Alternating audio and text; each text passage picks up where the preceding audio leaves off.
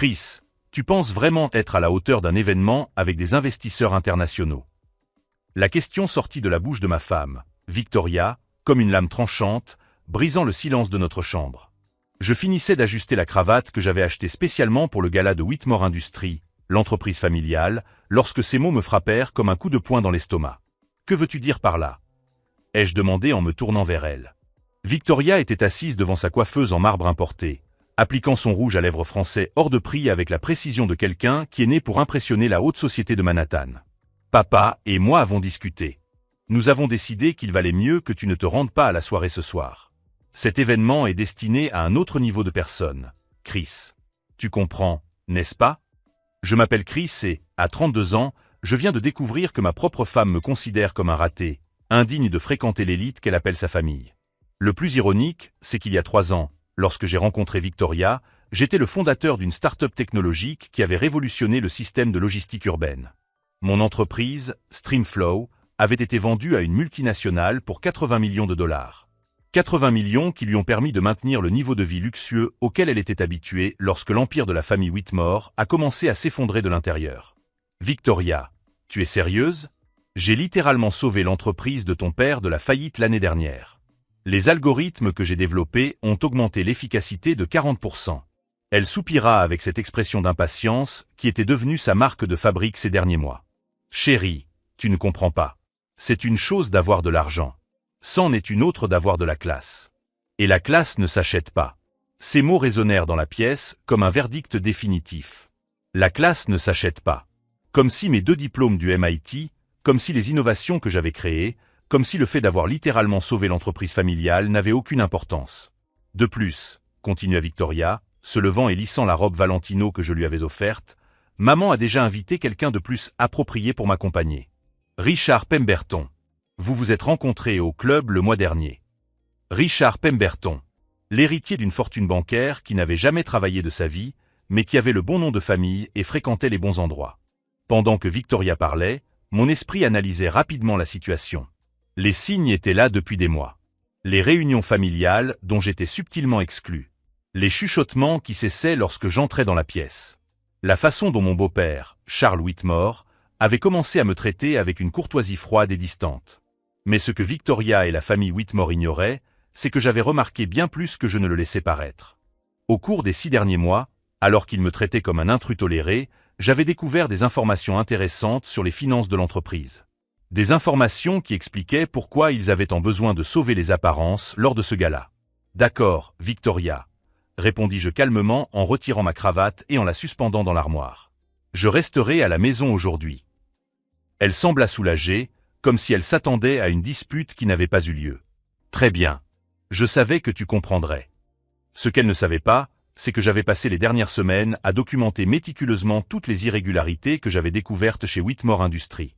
Pendant qu'elle se préparait à impressionner les investisseurs avec des façades et des noms de famille, j'étais assis sur une bombe à retardement d'informations qui pouvait faire exploser tout le château de cartes qu'ils avaient construit. Si vous aimez cette histoire pleine de rebondissements, n'oubliez pas de vous abonner à la chaîne pour découvrir comment ce moment d'humiliation apparente allait devenir le catalyseur d'une vengeance qu'aucun Whitmore n'oublierait jamais. Victoria quitta la chambre pour se rendre à l'événement qui allait déterminer l'avenir de sa famille. Et je restais là, souriant pour la première fois depuis des mois, sachant exactement ce qui allait se passer lorsque les lumières du gala s'allumeraient. 2 heures plus tard, j'étais assis dans mon bureau à la maison, une pièce que Victoria avait décorée avec des meubles italiens hors de prix, mais qui ressemblait désormais plus à un mausolée qu'à un lieu de travail. Le silence de la maison vide résonnait autour de moi tandis que j'ouvrais mon ordinateur portable et revivais les 6 derniers mois de ma vie conjugale. Victoria Whitmore. Fille unique de Charles et Margaret Whitmore, héritière d'un empire qui s'étendait sur 3 générations. Lorsque je l'ai rencontrée lors d'un gala de charité à Greenwich, elle était différente. Intelligente, perspicace, apparemment sincère dans son intérêt pour la technologie et l'innovation. « Crois-tu vraiment pouvoir changer le monde grâce à des algorithmes ?» m'avait-elle demandé ce premier soir, ses yeux bleus brillants de curiosité. 3 ans plus tard, j'ai découvert que cette curiosité était purement stratégique. La transformation a commencé subtilement. Il y a d'abord eu les corrections constantes de ma prononciation des mots français. Puis vinrent les suggestions sur mes vêtements, ma posture, la façon dont je tenais ma fourchette lors des dîners formels. « Chris, mon cher, les personnes de notre rang social ne portent pas de montre numérique », m'a-t-elle dit un jour, en m'offrant une Patek Philippe qui coûtait plus cher que ce que la plupart des gens gagnent en 2 ans. Notre rang social. Comme si j'étais son projet caritatif. Mais le vrai Charles Whitmore, le patriarche de la famille, s'est révélé encore pire. Charles était le genre d'homme qui jugeait la valeur d'une personne en fonction de l'année de création de son université et du club de golf auquel elle appartenait. À 62 ans, il dirigeait Whitmore Industries avec l'arrogance de quelqu'un qui n'avait jamais connu un seul jour de véritable adversité dans sa vie. Christopher. Il m'appelait toujours par mon nom complet, comme si mon surnom était trop vulgaire pour ses lèvres. J'espère que tu comprends que le succès dans le monde des affaires exige certaines subtilités. Des subtilités qui ne sont pas toujours enseignées dans les écoles techniques. Les écoles techniques. Comme si le MIT était une école de second ordre. Lors de la première réunion familiale à laquelle j'ai été invité, il y a 2 ans, Charles m'avait clairement fait comprendre quelle était ma place dans la hiérarchie. Nous étions dans le bureau du manoir des Whitmore, à East Hampton, entourés de portraits d'ancêtres qui avaient bâti leur fortune grâce au chemin de fer et à l'acier. Whitmore Industries, a proclamé Charles, un verre de whisky écossais à $1000 à la main, est plus qu'une entreprise. C'est un héritage. Et les héritages ont besoin de personnes qui comprennent le poids de la tradition. Margaret Whitmore, la matriarche, était encore plus subtile dans sa cruauté. Elle avait le don de faire des commentaires dévastateurs déguisés en préoccupations maternelles. « Chris, mon chéri, es-tu sûr que cette coupe de cheveux est appropriée pour le dîner de demain? Nous recevons le consul britannique, et les premières impressions sont si importantes. » Les premières impressions. Comme si j'étais un enfant préparé pour un récital. Mais c'est au cours des 6 derniers mois que j'ai découvert la véritable nature pourrie de cette famille. Tout a commencé lorsque Victoria m'a demandé de revoir certains documents financiers de l'entreprise. Pourrais-tu jeter un œil à ces rapports, Chris? Papa dit que ton expérience en analyse de données pourrait être utile. Utile. C'est ainsi qu'il me voyait. Un outil pratique. Ce que j'ai trouvé dans ces documents était troublant. Whitmore Industries surfacturait systématiquement les contrats gouvernementaux, utilisant un réseau complexe de filiales pour blanchir de l'argent via des paradis fiscaux. Mais le plus choquant a été de découvrir qu'il détournait des fonds d'une fondation caritative qu'il gérait. Une fondation qui était censée aider les enfants dans le besoin, mais qui servait en réalité de machine à blanchir de l'argent personnel. 3 millions de dollars destinés à des programmes éducatifs avaient été détournés pour rénover la maison de vacances de la famille à Martha's Vineyard. Pendant des semaines, j'ai gardé cette information pour moi, essayant de comprendre l'ampleur réelle de la corruption. Chaque document que j'examinais révélait de nouveaux niveaux de fraude. Contrats falsifiés, appels d'offres truqués, pots de vin déguisés en service de conseil. Et Victoria était au courant de tout.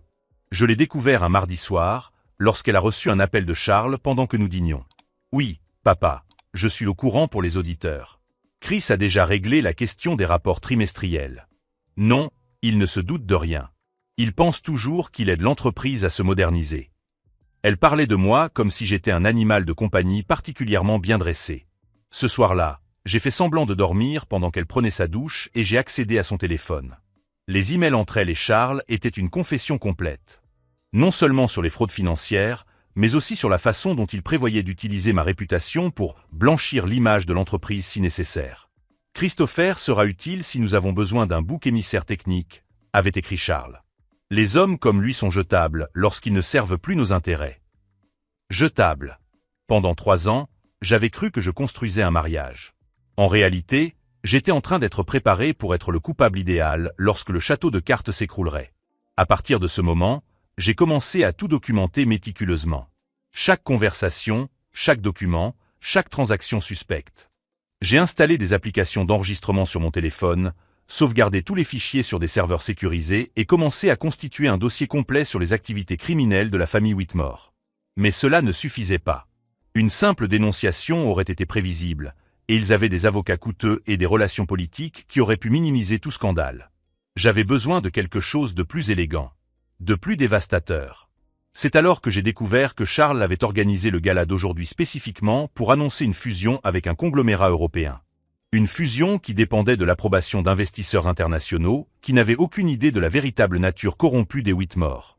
Et je disposais d'informations qui pouvaient non seulement annuler cette fusion, mais aussi détruire complètement la réputation de la famille sur le marché financier international. Pendant que Victoria se préparait à impressionner des gens qui considéraient mon argent comme suffisant, mais ma présence comme inappropriée, j'organisais la chute la plus spectaculaire que la haute société de Manhattan ait connue depuis des décennies. Il était 19h45. Le gala avait commencé depuis 15 minutes. J'ai ouvert mon ordinateur portable et j'ai commencé à rédiger le premier d'une série de mails que j'allais envoyer aux 15 plus grands investisseurs présents à l'événement. Des emails contenant des preuves photographiques de tous les crimes que j'avais documentés au cours des 6 derniers mois. Victoria pensait que je n'étais pas assez sophistiqué pour fréquenter son élite. Dans 2 heures, je découvrirais à quel point la chute d'une dynastie entière pouvait être sophistiquée. 8h15 du soir. Le gala battait son plein, et je venais de recevoir un message qui allait tout changer. Chris, tu dois voir ça de toute urgence. C'était Jessica Shen, mon ancienne partenaire chez Streamflow, qui travaillait désormais comme auditrice indépendante pour de grandes entreprises. Elle m'avait envoyé un lien vers un fichier crypté. Accompagné d'une seule ligne, j'ai réussi à accéder aux serveurs internes de Whitmore. C'est pire que ce que nous imaginions. J'ai téléchargé le fichier, les mains tremblantes.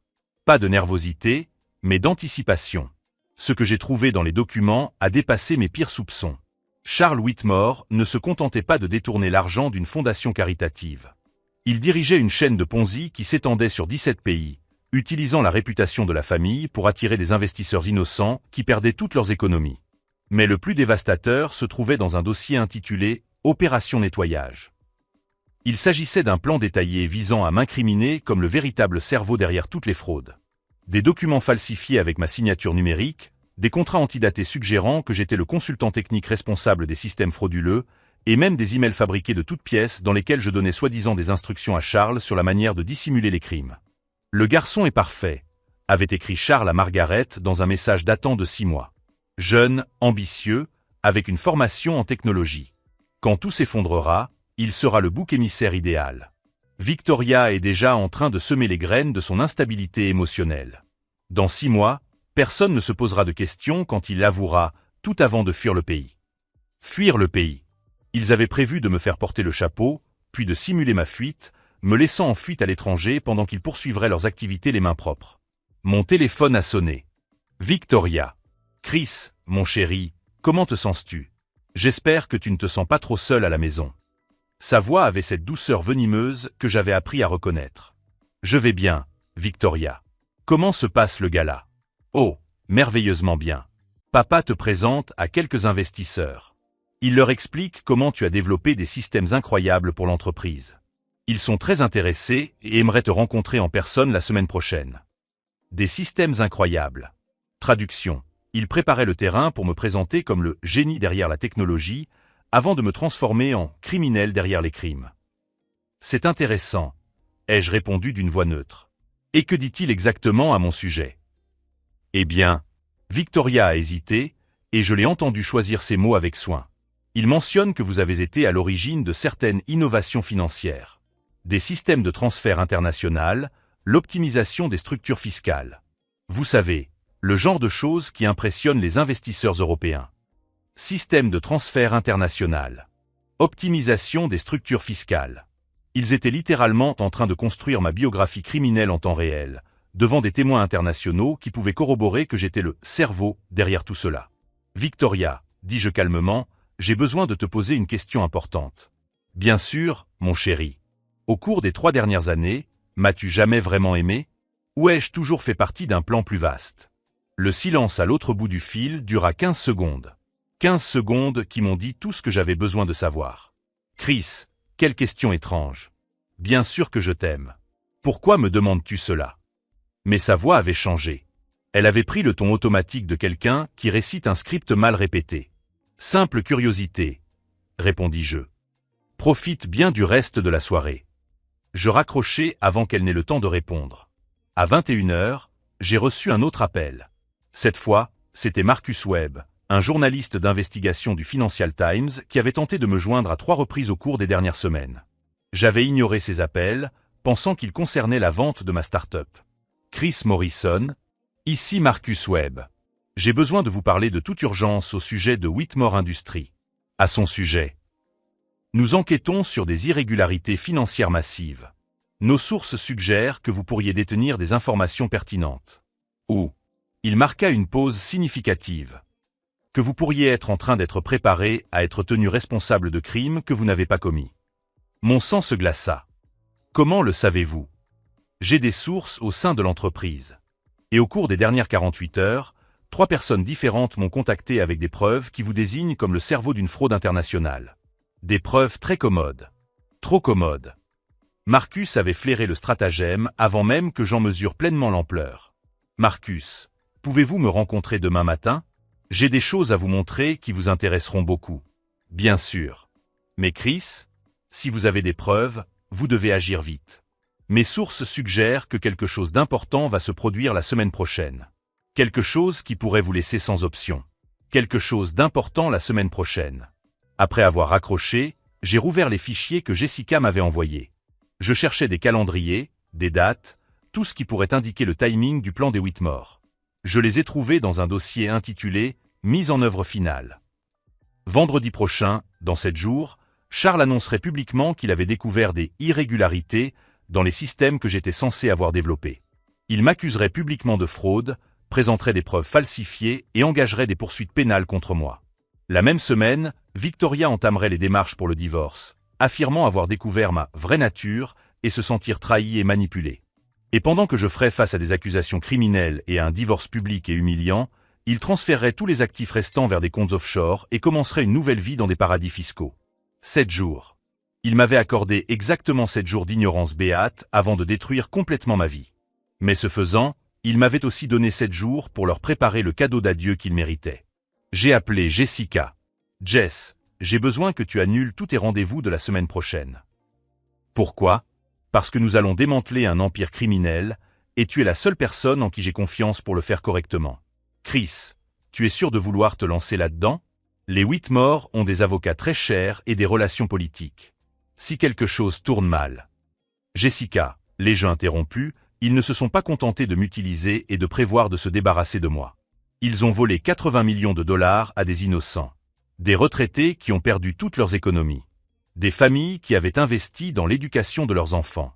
Et ils prévoient de recommencer, à une échelle encore plus grande. Je m'interrompis un instant, regardant par la fenêtre de mon bureau les lumières de la ville. Si nous laissons passer cela, nous ne serons pas seulement des complices silencieux. Nous serons des lâches. Jessica soupira. D'accord. Que voulez-vous que je fasse? Tout d'abord, j'ai besoin que vous prépariez une présentation complète de toutes les preuves. Quelque chose que nous pourrons remettre simultanément au FBI, au Financial Times, à la Security and Exchange Commission et aux investisseurs internationaux présents au gala d'aujourd'hui. Cela prendra des jours à organiser correctement. Tu as jusqu'à jeudi. Vendredi, lorsque Charles montera sur scène pour m'accuser publiquement, je veux qu'il découvre que sa propre destruction est déjà retransmise en direct dans le monde entier. Pendant que Victoria profitait de sa soirée de gala, convaincue d'avoir réussi à me tenir à l'écart des vrais investisseurs, je rassemblais une coalition comprenant certains des meilleurs journalistes d'investigation, auditeurs fédéraux et avocats spécialisés dans les crimes financiers internationaux du pays. Le vendredi suivant, elle découvrirait que la personne qu'elle jugeait indigne de fréquenter l'élite avait construit un réseau de contacts bien plus puissant et influent que n'importe quel cercle social des Whitmore. La différence, c'est que mes contacts étaient des personnes qui travaillaient réellement à rendre le monde plus juste.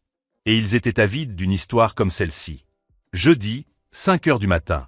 Je n'avais pas dormi depuis 48 heures, mais mon esprit n'avait jamais été aussi clair. Jessica était arrivée la veille au soir avec 3 valises remplies de documents imprimés, 2 ordinateurs portables et une détermination que je ne lui avais pas vue depuis l'époque de Streamflow. Chris, c'est plus important que nous ne le pensions, dit-elle en étalant des piles de papier sur la table à manger que Victoria avait choisi pour impressionner ses invités importants. L'ironie ne m'échappa pas. Le réseau de Whitmore Industries s'étend sur 23 pays. Ils ne se contentent pas de voler les investisseurs américains. Ils exploitent un système international de blanchiment d'argent qui implique des dictateurs, des cartels et des oligarques russes. Je pris l'un des dossiers qu'elle avait marqué « Preuve de catégorie A ». À l'intérieur se trouvaient des photos de Charles Whitmore lors de dîners privés avec des personnes que j'ai reconnues grâce aux actualités internationales. Des hommes qui finançaient des guerres et des dictatures, des femmes qui dirigeaient des réseaux de traite d'êtres humains. Jessica, comment avez-vous eu accès à cela? Elle a souri, et pendant un instant, j'ai revu la brillante hackeuse que j'avais connue à l'université, avant qu'elle ne devienne une auditrice d'entreprise respectée. Tu te souviens de ma thèse de master sur les vulnérabilités des systèmes financiers offshore? Je n'ai jamais cessé de surveiller ces réseaux. Whitmore Industries est apparu sur mon radar il y a 2 ans, mais je n'avais pas de point d'entrée. Jusqu'à ce que tu me contactes. Au cours des 6 heures qui ont suivi, nous avons dressé une carte complète des activités criminelles des Whitmore. Il ne s'agissait pas seulement de fraude d'entreprise. C'était une organisation criminelle internationale qui utilisait la respectabilité de la famille américaine pour faciliter des crimes à l'échelle mondiale. Le plus génial, a poursuivi Jessica, c'est la façon dont ils ont utilisé votre réputation technologique pour créer l'infrastructure numérique parfaite. Les algorithmes que vous avez développés pour optimiser les transferts légitimes ont été modifiés pour masquer les transactions criminelles. Mes propres codes, détournés à des fins que je n'aurais jamais imaginées. La violation était à la fois personnelle et technique. À 11 h du matin, nous avons reçu une visite inattendue. Marcus Webb est arrivé accompagné de 2 personnes qui ont complètement changé la donne. Chris, je te présente Diane Foster, de l'unité des crimes financiers du FBI, et Anton Kozlov, journaliste d'investigation à la BBC. Diane était une femme d'une 50aine d'années dont les yeux semblaient voir à travers les mensonges des entreprises comme des rayons X. Anton, un Russe naturalisé américain, était spécialisé dans la dénonciation des réseaux internationaux de blanchiment d'argent. Monsieur Morrison, dit Diane en examinant les documents que nous avions rassemblés, ces preuves concordent avec une enquête que nous menons en secret depuis 18 mois. Vous venez peut-être de nous fournir les pièces manquantes. Anton photographiait les documents avec un appareil professionnel, ses mains bougeant avec la précision de quelqu'un qui a déjà dévoilé des dizaines de stratagèmes similaires. Le réseau Whitmore, expliqua-t-il dans un anglais teinté d'un léger accent russe, n'est pas seulement connu aux États-Unis. En Europe de l'Est, des familles entières ont perdu leurs économies dans des investissements promus par des intermédiaires liés à Charles Whitmore. Au cours de l'après-midi, mon appartement s'est transformé en centre d'opération. Diane a amené 2 agents supplémentaires. Marcus a contacté les rédacteurs en chef du Financial Times, du Wall Street Journal et du Washington Post. Anton a établi la communication avec ses collègues à Londres, Zurich et Hong Kong. Mais le moment le plus crucial est venu lorsque nous avons décidé comment aborder la question du timing. Charles prévoit de m'accuser publiquement demain soir, ai-je expliqué au groupe. Si nous agissons avant, il pourrait détruire des preuves et fuir le pays. Et si nous attendons trop longtemps, a répondu Diane, il pourrait réussir à vous incriminer de manière suffisamment convaincante pour compliquer notre enquête. C'est Anton qui a suggéré la stratégie la plus élégante. Nous le laissons faire son accusation publique. Nous le laissons s'exposer complètement, devant les caméras et les témoins. Puis, au moment précis où il termine sa présentation, nous révélons toute la vérité. Une contre-attaque en temps réel, murmura Jessica, les yeux brillants d'admiration pour l'audace du plan. À 6 h du soir, alors que Victoria se préparait pour un autre dîner mondain chez ses parents, j'étais en vidéoconférence avec des procureurs fédéraux dans 3 fuseaux horaires différents. Elle est entrée dans le bureau pour me dire au revoir, portant le collier de perles que je lui avais offert pour notre 2e anniversaire de mariage. Chris, chérie, tu ne dînes pas ce soir ?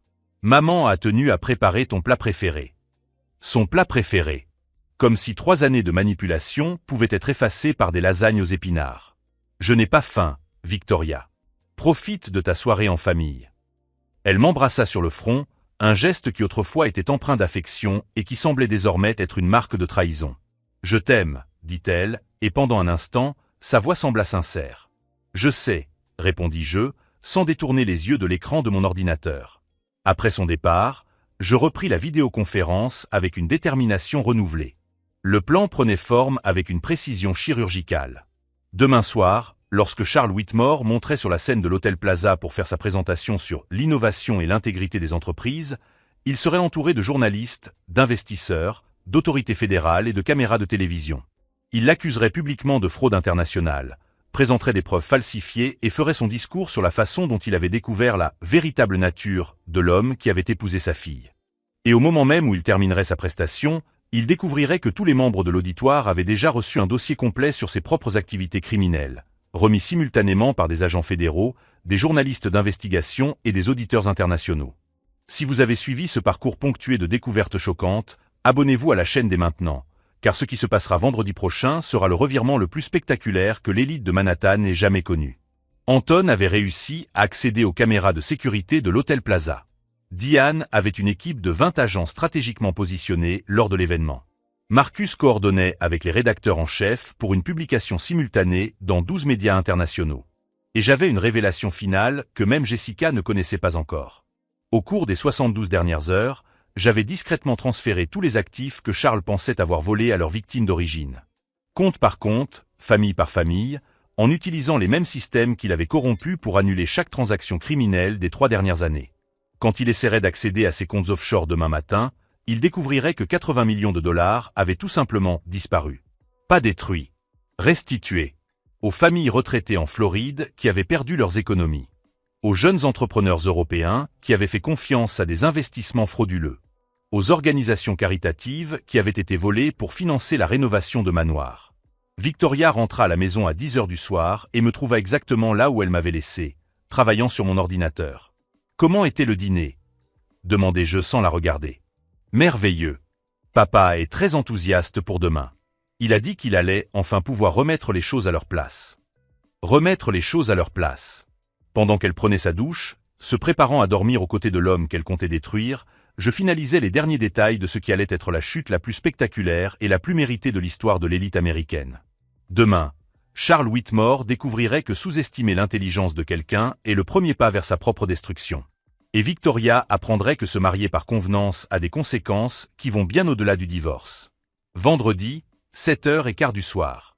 L'Hôtel Plaza était à son apogée. 200 des investisseurs internationaux les plus influents occupaient leurs fauteuils en velours rouge dans le salon principal. J'étais assis à une table réservée à la presse, portant un badge « conseiller technique » que Marcus m'avait procuré. 3 rangées devant moi, Victoria discutait avec animation avec Richard Pemberton, tous deux rayonnant de la confiance de ceux qui croient que l'avenir est assuré. Charles Whitmore est monté sur scène à 8h pile. À 62 ans, il commandait l'attention avec la prestance de celui qui est né pour diriger. Son smoking était impeccable, son attitude dégageait l'autorité et son sourire reflétait cette confiance venimeuse que j'avais appris à reconnaître et à détester. Mesdames et messieurs les investisseurs, chers collègues, membres de la presse, sa voix résonna dans le système audio dernier cri. Aujourd'hui marque un moment historique pour Whitmore Industries et pour l'avenir des investissements internationaux. Des applaudissements polis ont rempli la salle. Au premier rang, je pouvais voir des délégations de fonds d'investissement européens, asiatiques et moyen-orientaux. Exactement les personnes que Charles devait impressionner pour sauver son empire en ruine. Au cours de mes 40 années dans ce secteur, a-t-il poursuivi, j'ai appris que la véritable innovation naît lorsque la tradition rencontre la technologie. Et aujourd'hui, j'ai le plaisir d'annoncer que Whitmore Industries a non seulement adopté cette philosophie, mais a complètement révolutionné notre approche des marchés mondiaux. Sur mon téléphone, un message de Diane Foster est apparu, agent en position. En attente de votre signal. Un autre d'Anton Kozlov, éditeur de 12 médias internationaux connectés. Diffusion en direct autorisée. Un troisième de Jessica, preuve chargée sur des serveurs sécurisés. Un clic et tout sera diffusé simultanément. Charles expliquait maintenant comment les systèmes innovants développés par notre équipe technique interne avaient permis à l'entreprise de s'étendre à des marchés auparavant inaccessibles. Des systèmes que j'avais créés, désormais décrits comme des produits issus de son génie entrepreneurial. Notre croissance au cours des 3 dernières années, proclama-t-il, est le résultat d'une vision stratégique qui a combiné une analyse avancée des données avec des structures financières optimisées pour les marchés émergents. Traduction. Blanchiment d'argent international déguisé en innovation technologique. Il était 20h21 lorsque Charles fit la transition que j'attendais. Malheureusement, dit-il d'une voix teintée d'un regret calculé, tous les membres de notre famille d'entreprise ne partageaient pas nos valeurs d'intégrité et de transparence. La salle est devenue silencieuse. C'était la réplique que nous avions anticipée. Récemment, nous avons découvert de graves irrégularités dans nos systèmes financiers. Des irrégularités qui, après une enquête minutieuse, ont été retracées jusqu'à une seule source.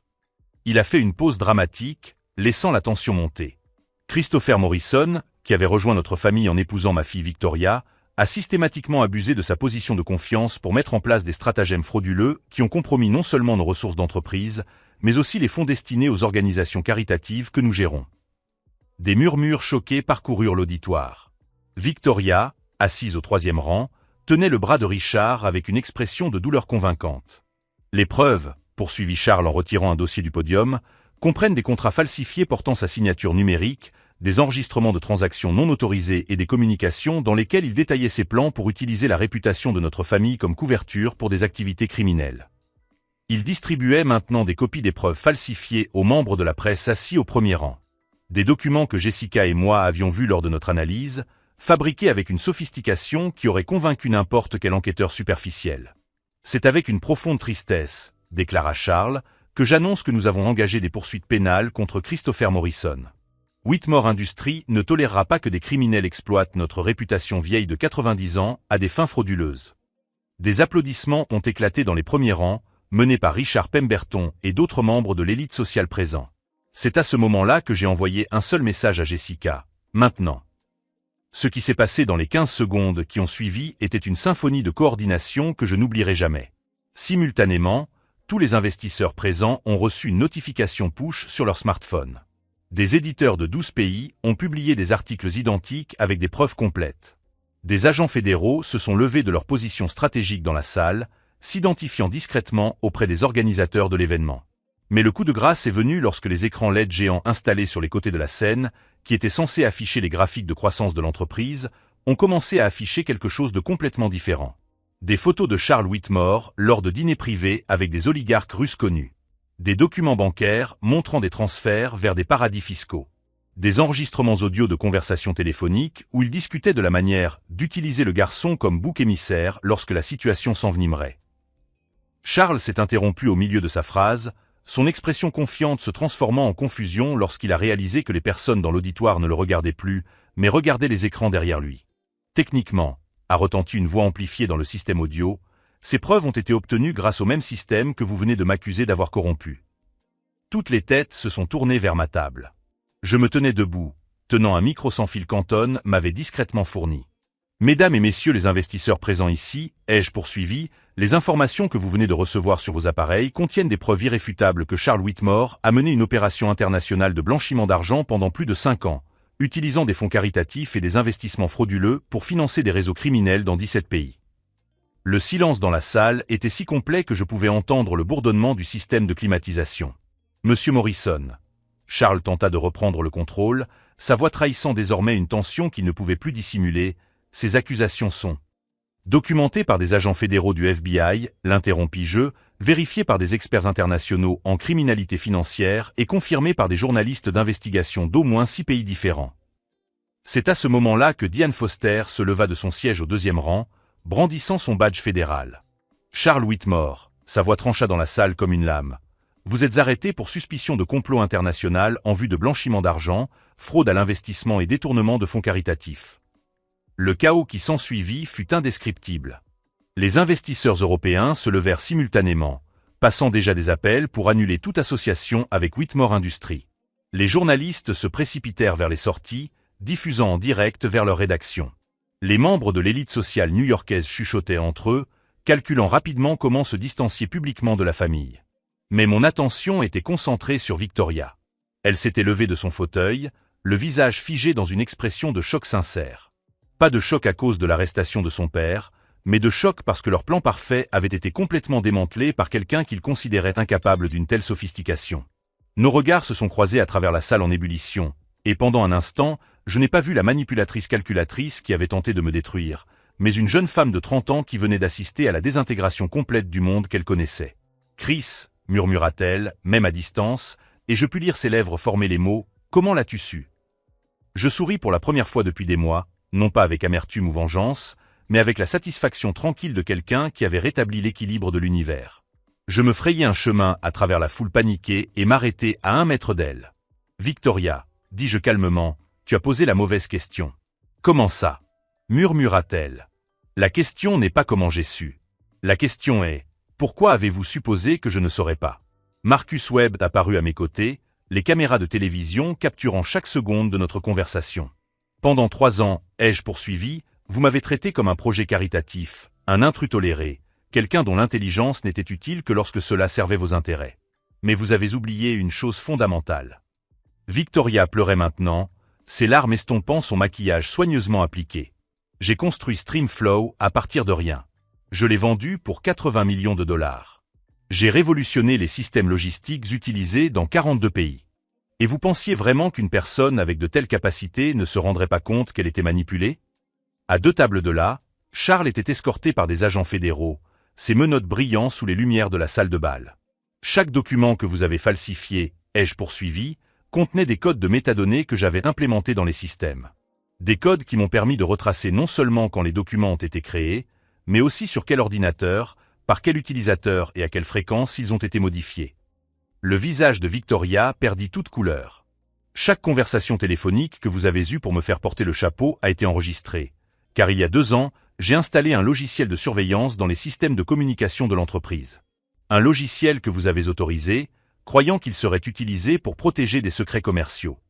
Margaret Whitmore, qui avait passé les 3 dernières années à me traiter comme un roturier indigne de sa famille, était maintenant interrogée par les journalistes sur sa connaissance des activités criminelles de son mari. « Et Victoria », dis-je d'une voix si basse qu'elle seule pouvait l'entendre, quand tu m'as demandé de réviser les documents financiers de l'entreprise il y a 6 mois. C'est à ce moment-là que j'ai compris que ce n'était pas une épouse qui demandait de l'aide à son mari. C'était une criminelle qui testait si sa prochaine victime découvrirait le crime avant d'être incriminée pour celui-ci. Elle s'effondra sur sa chaise, le poids de la révélation la frappant enfin de plein fouet. Richard Pemberton, l'homme approprié, qui m'avait remplacé en tant qu'accompagnateur de Victoria, se dirigeait discrètement vers la sortie arrière, réévaluant manifestement sa stratégie d'ascension sociale. « Mais tu sais ce qui m'impressionne le plus, Victoria ?» demandai-je en regardant la salle se vider rapidement. « Vous aviez une entreprise légitime. Vous aviez des ressources, des relations, de réelles opportunités. Vous auriez pu construire quelque chose d'impressionnant et de légal. » Elle m'a regardé à travers ses larmes, attendant le coup de grâce. « Au lieu de cela, vous avez choisi la cupidité. Vous avez choisi la corruption. Et quand vous avez eu la chance de corriger le tir, vous avez choisi de faire de moi un bouc émissaire plutôt que d'assumer la responsabilité de vos propres crimes. » La salle était presque vide à présent. Seuls des enquêteurs, des journalistes et quelques curieux observaient les derniers instants de la dynastie Whitmore. « Chris, » murmura Victoria, « qu'est-ce qui va m'arriver ?» Je l'observai longuement, me souvenant de la femme que j'avais aimée, ou cru aimer, avant de découvrir que toute notre vie ensemble n'avait été qu'une mise en scène soigneusement orchestrée. « Victoria, » répondis-je, « cela dépend entièrement de toi.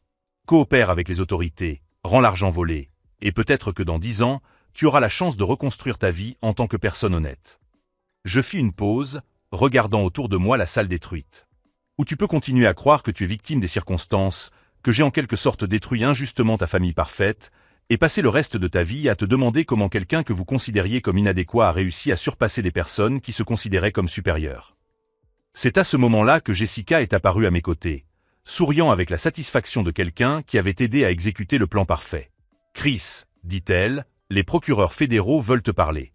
Officiellement, pour te remercier de ta coopération et discuter de la manière de procéder pour indemniser les victimes. » Je lui fis signe de la main et me tournai une dernière fois vers Victoria. « Au revoir, Victoria. J'espère sincèrement que tu trouveras le moyen de devenir la personne que je pensais que tu étais lorsque nous nous sommes mariés. » Je me dirigeai vers la sortie, laissant derrière moi non seulement un mariage raté, mais toute une vie fondée sur des mensonges et des manipulations. À l'extérieur de l'hôtel Plaza, Marcus Webb était en direct sur la BBC, expliquant comment la chute de Whitmore Industries représentait l'une des plus grandes révélations de corruption d'entreprise de la décennie. Anton Kozlov coordonnait, avec des éditeurs internationaux, la publication simultanée en 16 langues. Et Diane Foster était au téléphone avec Washington, expliquant comment un seul lanceur d'alerte avait fourni suffisamment de preuves pour démanteler un réseau criminel international. Mais pour moi, la victoire ne résidait pas dans la destruction de la famille qui avait tenté de me détruire. Elle résidait dans la prise de conscience qu'en me forçant à découvrir qui j'étais vraiment, une fois dépouillé de tout ce qui, selon moi, me définissait, il m'avait involontairement transformé en quelqu'un de beaucoup plus fort et intègre que je ne l'avais jamais été. Et cela, je m'en rendis compte en marchant dans les rues de Manhattan vers mon nouvel avenir, était un cadeau que ni eux ni moi n'avions prévu. 6 mois plus tard, Charles Whitmore a été condamné à 15 ans de prison fédérale. Victoria a coopéré avec les autorités et a été condamnée à 5 ans de liberté conditionnelle. Whitmore Industries a été dissoute. La liquidation de ses actifs a partiellement indemnisé les victimes internationales. Mais la véritable transformation s'est produite en moi. J'ai mis à profit mon expérience pour fonder un cabinet de conseil spécialisé dans la détection des fraudes d'entreprise. Aujourd'hui, j'aide des familles à récupérer des investissements volés par des escroqueries comme celle des Whitmore. Victoria m'a contacté une fois, 3 mois après le procès. « Chris, tu aurais pu me prévenir. Tu aurais pu me donner une chance de choisir le bon côté. »« Victoria, » ai-je répondu calmement, « vous avez eu 3 ans pour le faire. Chaque mensonge que vous avez raconté, chaque manipulation que vous avez effectuée, était un choix. Je n'ai fait que révéler qui vous étiez vraiment. » Le dernier contact que j'ai eu avec la famille a été par l'intermédiaire d'un avocat. Margaret Whitmore avait envoyé une lettre s'excusant pour les malentendus. Des malentendus. L'arrogance restait intacte même dans la défaite. Aujourd'hui, je vis dans un appartement plus petit, je conduis une voiture plus simple, mais je dors tranquille toutes les nuits. Je n'ai pas de femme qui me considère comme un projet caritatif, ni de beaux-parents qui mesurent ma valeur à mon nom de famille. J'ai quelque chose de mieux, l'intégrité. La leçon que j'ai apprise est simple. Lorsque les gens vous jugent inadaptés à leur monde, le problème n'est peut-être pas que vous ne vous intégrez pas. C'est peut-être ce monde qui ne vous mérite pas. Charles a essayé de faire de moi un bouc émissaire, mais il a fini par me libérer d'une vie basée sur les apparences et l'approbation des autres. La vengeance la plus élégante n'est pas de détruire ses ennemis. C'est de se construire une vie si authentique que leur opinion devient sans importance. Si cette histoire de transformation et de justice vous a touché, abonnez-vous à la chaîne dès maintenant pour découvrir d'autres histoires de personnes qui ont transformé la trahison en triomphe. Car parfois, être considéré comme inadéquat pour l'élite est la première étape pour découvrir que vous avez toujours été adéquate pour quelque chose de bien meilleur.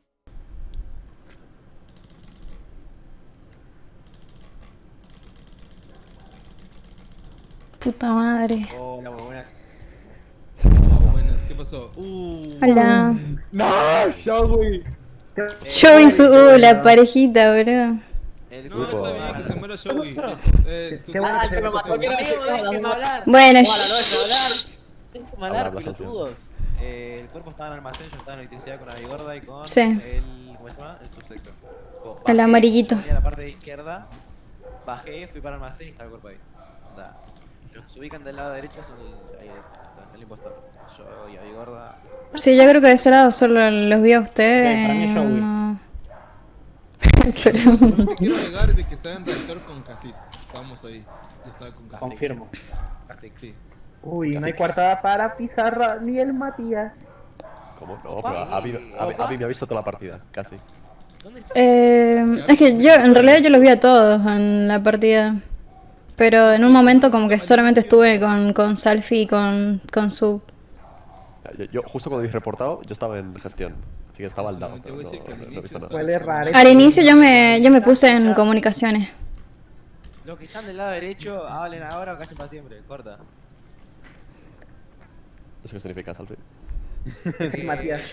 Yo y Abigorda y Sub no somos impostores. Son Ah, o claro, Pasa claro. Pizarra, Trone, Draco, Sí, yo los demás no sé. Oye, ven, te estaba diciendo, ya estaba con Kha'Zix en reactor. Yo, Sí, miren, yo voy a yo decir una confirmo. cosa. Yo Yo lo voy a vi. decir una cosa. Cuando empezó la partida, yo vi a Matías que se fue para la derecha. Y casualmente ahí estaba el cuerpo de Showy cuando lo encontré. ¿De Joey? Ah, pensé que habían reportado. Y no reportaste. Literal. Amigo, ¿por qué voy a reportar el cuerpo de Showy? ¿Y por qué tienen que reportar, boludo?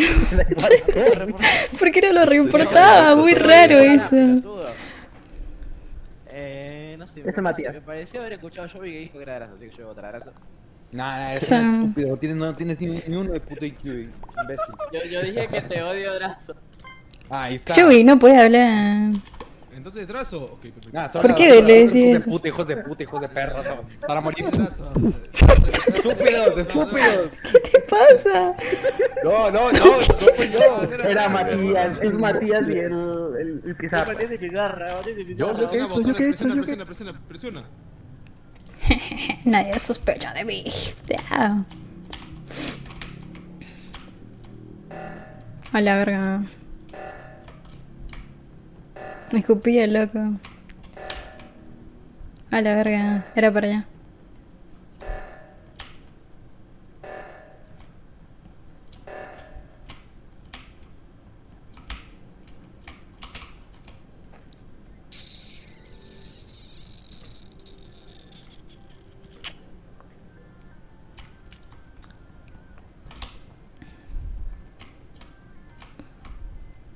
Ellos vieron a...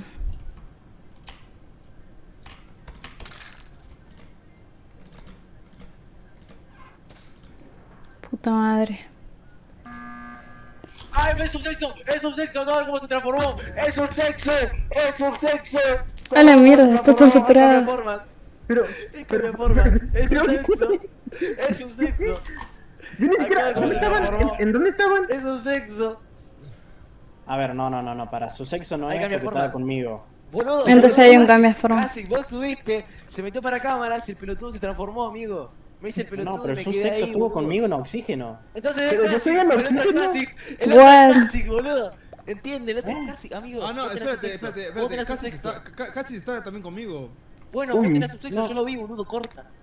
Uy, Si no me votan a mí, uy, tengo aquí huele escáner, tengo raro. escáner, hermano, tengo escáner, boludo, no puedo ser yo. Tengo No se ve el escáner. se puede escáner. ver Por si en acaso, no se ve el esa. escáner. Yo voy a skipear, si votamos a uno Amigo, ya ¿por qué no valimos. sacamos Amigo, al vos que tenés dijo- un es un Esquipea, sexy esquipea. Cassis. Esquipea, Amigo. nomás. Es el Ah, Matías, es Matías, Mierda. es que es Matías y Casix, lo más probable. Para mí es Matías, porque... Matías, Drazo para mí es no Matías era. igual, ¿eh? Drazo Puede no ser era. Matías, debe ser Matías. Ah, Es que es claro, Matías. o Matías. si no, Yo no había... es Matías transformado en su sexo, puede ser. Amigo, Drazo Puede ser dijo eso que vio a también. Matías matar a Joey, o sea, por el lado de Joey, sacamos a Drazo y no era Drazo. Pero es Matías, es Matías porque el único que yo vi que se fue hacia seguridad era Bueno, Matías. pará. ¡Ey! No, son unos tontos, son unos tontos, de verdad, No. son tontísimos, son tontísimos. ¿A quién votaron? Síganme. Ya está, amigo, no sacamos ningún No, no, no. Votaron Neme, weón. Ya está, amigo, ya perdí. Y Caifar siguió tu canal.